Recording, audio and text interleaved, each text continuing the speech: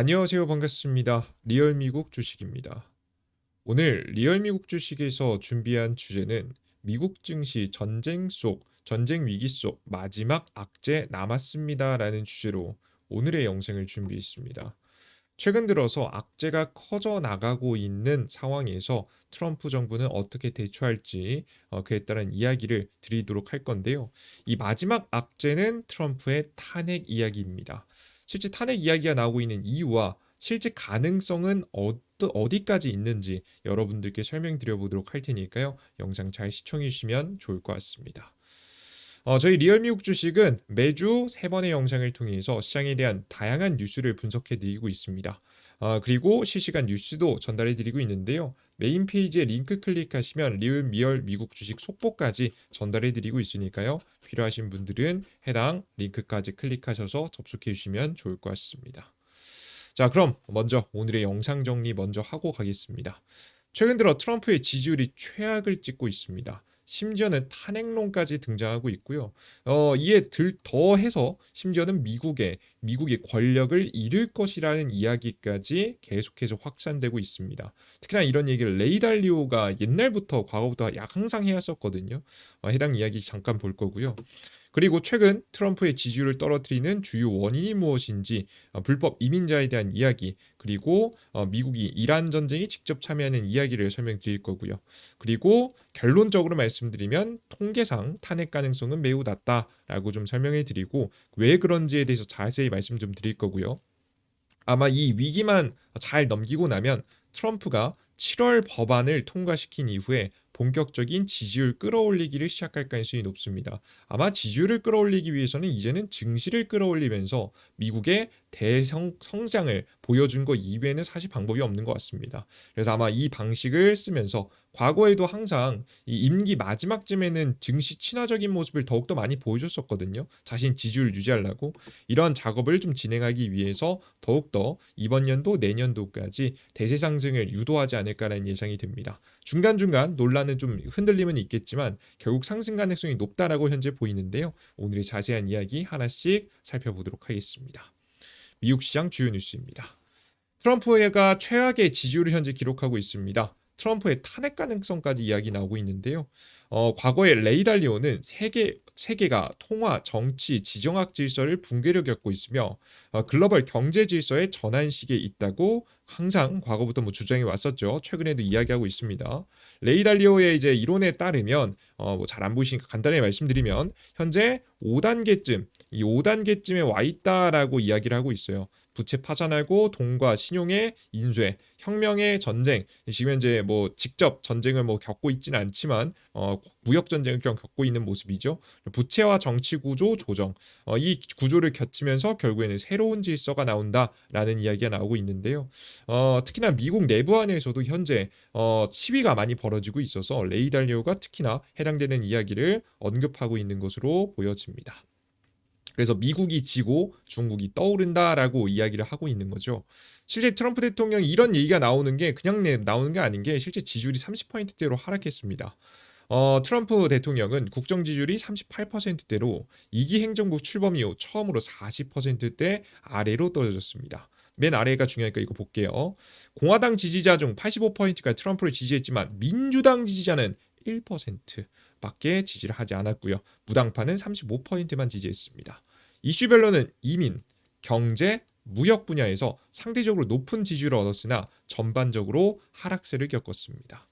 그래도 이민자 정책은 굉장히 동의하는 사람들이 꽤나 있는 것 같아요. 시위를 했는데도 실제 이제 특히나 이제 미국인들이 60%가 반대하는 사건이 또 있었는데요. 최근에 미국인 60% 이스라엘 이란 전쟁 개입 반대, 트럼프 지지율 하락에 대한 내용입니다.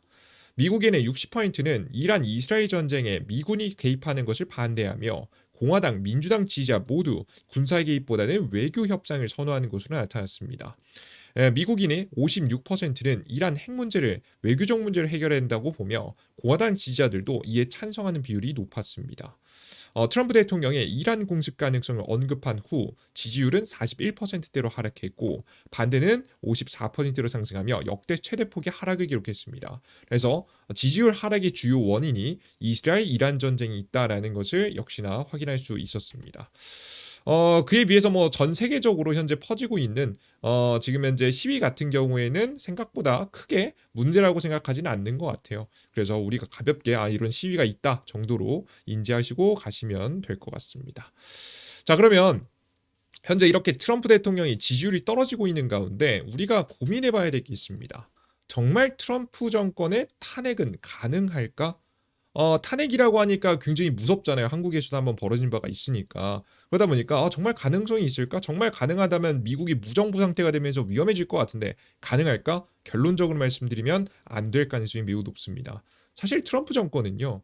과거 1기 정부 때에도 2016년도 이후부터 1기 정부 때에도 탄핵에 대한 이슈가 두 번이나 있었습니다. 도널드 트럼프는 미국 역사상 유일하게 두 번 탄핵안이 발의되며 하원에서 모두 가결된 대통령입니다. 보통 이제 미국의 정치는 하원에서 통과되고 상원에서까지 통과가 돼야 그게 완벽하게 이제 법안이 통과가 됐다라고 보시면 될 것 같은데요. 과거에 1차 탄핵안은 2019년도에 우크라이나에서 바이든 수사를 압박한 사건으로 권력 남용과 의회 방해 혐의였습니다. 2차 탄핵 같은 경우 2021년도 말쯤에 맨 마지막쯤에 일어났는데요. 의회 폭동 선동 협의였으며 하원에서 일부 공화당도 찬성했습니다. 이때 당시에 이제 특히나 이제 선거 이후에 선거를 난 인정하지 않겠다 이런 이야기가 있다 보니까 탄핵에 대한 이야기가 나왔었죠. 이제 과거부터 논란이 많았던 인물입니다. 다만 중요한 게 뭐냐면 탄핵이라는 건 국가의 수장이 이제 자리에서 내려오는 건데 그렇게 되다 보면 그렇게 되기 위해서는 굉장히 높은 비율의 찬성이 필요합니다.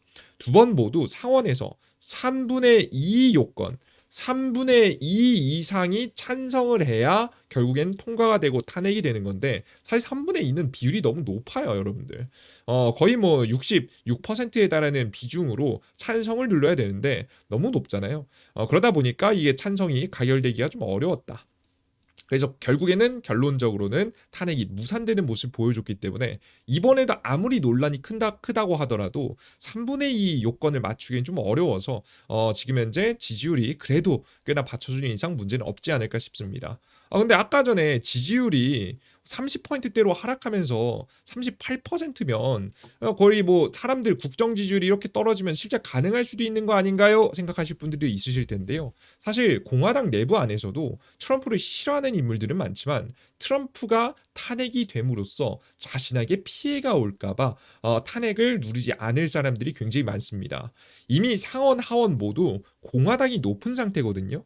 보시는 바와 같이 상원 하원을 좀 보시면 이미 다 공화당이 보시는 바와 같이 218석, 공화당이 53석, 과반 이상을 넘기는 모습을 보실 수가 있습니다. 확실히 동의하는 사람들 동의를 좀 얻어내기 쉽지 않겠죠. 이미 2026년도 내년도 11월 달에 미국의 중간 선거 있거든요. 이 전까지 트럼프는 탄핵될 가능성이 매우 낮습니다. 괜히 탄핵됐다가 정권이 바뀌는 일이 정권 이번 중간 선거에 큰 영향을 끼치면 자신들에게 엄청난 손해이기 때문에 웬만하면 트럼프를 지지하면서 지지율을 끌어올릴 방법을 찾지 않을까라는 예상이 됩니다. 자, 그럼 도대체 이 문제아죠. 문제의 트럼프는 도대체 언제부터 지지율을 끌어올릴 것인가? 이게 굉장히 중요하겠죠. 앞서 드렸던 바와 같이 본격적으로 우리가 법안 통과 이후 7월 달에 나오는 하나의 아름답고 큰 법안, 이 뭐 명칭은 제가 갑자기 기억이 안 나네요. 해당 법안, 감세 법안이라고도 하죠. 감세 법안이 통과되고 나면 그때부터 지지율 끌어올리기에 집중할 가능성이 매우 높습니다. 여태까지는 어떻게 하더라도 사실 정권에서 돈을 뿌려주고 정책적으로 돈을 뿌려줘야 사실 지지율이 잘 올라가거든요. 항상 모든 정치의 근본은 돈 뿌리기에 있습니다. 지금 현재 한국 정부 같은 경우에도 하자마자 돈 뿌리지 않습니까? 사실 돈 뿌리면 이보다 지지율이 최고로 높을 수 없기 때문에 사실 트럼프 입장에서도 법안 통과 이후에 다양한 정책들을 통해서 미국 정치를 살려내는 모습들을 보여줘야겠죠. 특히나 이제 감세 법안의 가장 큰 수혜가 어디냐면 빅테크 기업들이라고 계속 설명드리고 있습니다. 빅테크 기업들이 감세 법안의 최대 수혜예요. 가장 돈을 많이 벌기 때문에 돈을 많이 다시 뱉어내거든요. 뭐 우리나라로 치면 법인세, 기업이 이익을 많이 남기면 돈을 많이 뱉게 돼 있는데 이 세금을 깎아주는 정책을 펼쳐주니까 이 빅테크 기업들이 대세 상승을 이어갈 가능성이 매우 높고요. 특히나 남은 돈으로 그냥 꿈쳐두는 게 아니라 요즘 AI 투자 열심히 하지 않겠습니까? AI 투자를 통해서 독보적인 AI 기술력의 지위를 확보하기 위해서 움직일 가능성이 매우 높다라고 보시면 좋을 것 같습니다. 이해되셨죠? 그래서 트럼프 대통령은 7월 법안 통과 이후에 증시는 잠깐 그땐 휘청일 수 있다 설명드렸어요. 항상 설명드리지만 채권 수요가 채권 발행량이 많으니까 채권이 많이 발행되면 자연스럽게 시장 자금이 채권 시장으로 옮겨가면서 주식 시장에서 잠시 둔화되는 흐름들이 항상 역사적으로 있습니다. 근데 많이 빠져봤자 평균적으로 한 10% 정도 안팎이라 보시면 될 것 같아요. 진짜 문제가 있어봤자.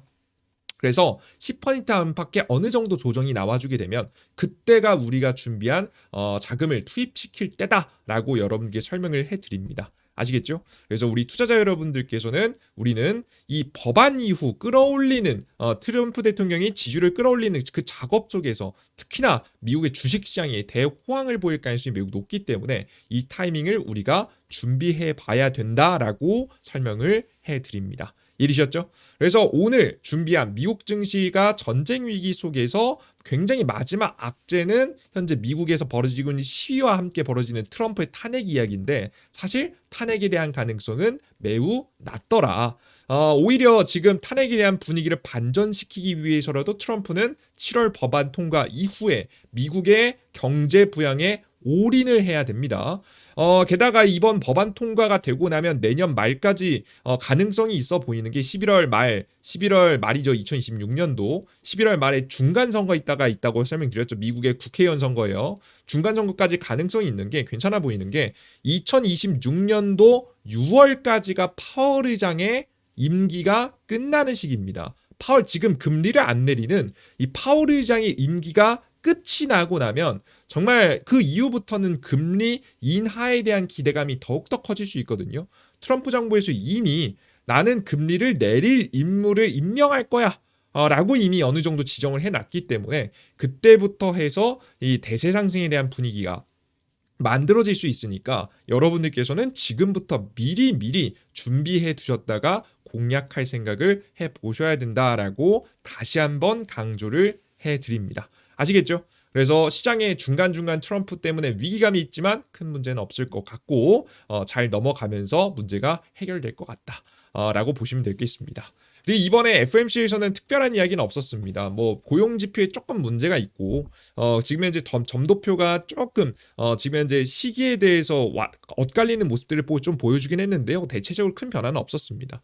계속해서 동결을 유지하면서 한 9월 정도까지는 동결 가능성이 높다라고 시장은 많이 바라보고 있고요. 뭐 나머지 지표 발표 같은 경우에도 특별한 문제라든가 뭐 특별한 이슈가 발표가 되진 않았습니다. 오늘은 또 휴장이기 때문에 여러분들께서 특별한 문제 없이 계속해서 시장이 진행된다라고 보시면 될 것 같아요. 자, 그리고 제가 다가오는 이슈 항상 강조해드리고 있죠. 마이크론 테크놀로지 25일 날짜로 있고요. 실적 발표. 좀 요즘 AI 중요하니까. 그리고 추가적으로 중요한 게 바로 엔비디아의 주주총회다. 엔비디아 주주총회가 6월 25일 날 있다 설명드렸죠. 6월 25일 날 도대체 어떤 이야기를 하는지, 미국에 이제 도대체 돈을 어떻게 벌려고 하는지, 그에 따른 엔비디아의 새로운 전략에 대한 이야기가 나올 가능성이 높으니까 여러분들께서 꼭 주목해 보시면서 체크해 보시면 좋은 결과 있지 않을까 싶습니다. 좋습니다. 간단하게 여기까지 여러분들 오늘의 시장에 대한 내용, 뉴스에 대한 내용 여러분들께 준비해 봤습니다. 최대한 요즘에 영상 내용이 너무 이제 내용이 많아지면 이야기도 어렵다 보니까 최대한 짧게 핵심만 먼저 전달해 드리는 쪽으로 여러분들께 뭐 시장에 대한 이야기 좀 옮겨 드렸는데요. 여러분들께서 좀 마음에 드셨길 바라겠고요. 전 다음 영상에도 여러분들께 보기 좋고 여러분들께서 이해하시기 쉬운 시장에 대한 이야기, 위기에 대한 이야기 미리 알고 있어야 대응할 수 있겠죠. 그죠? 혼란이 없이 이런 이야기들 시장에 모아서 다양한 전략과 함께 전달해 드려 보도록 할 테니까 여러분들의 투자 전략에 조금이라도 도움이 되셨으면 좋겠습니다. 좋습니다. 오늘의 영상 여기서 마무리해 보도록 하겠고요. 전 다음 영상에 추가적인 이야기와 함께 찾아뵙겠습니다. 모두 고생하셨습니다. 수고하셨습니다. 감사합니다. 그리고 마지막으로 리얼미국 주식 속보도 있습니다. 실시간 뉴스 원하시는 분들은 속보까지 확인하시면 좋을 것 같습니다. 링크 클릭하시면 입장 가능합니다. 이렇게 앞서 설명드렸었죠. 의미 있는 뉴스 많이 전달해 드리니까 꼭 확인해 보세요. 모두 수고하셨습니다. 감사합니다.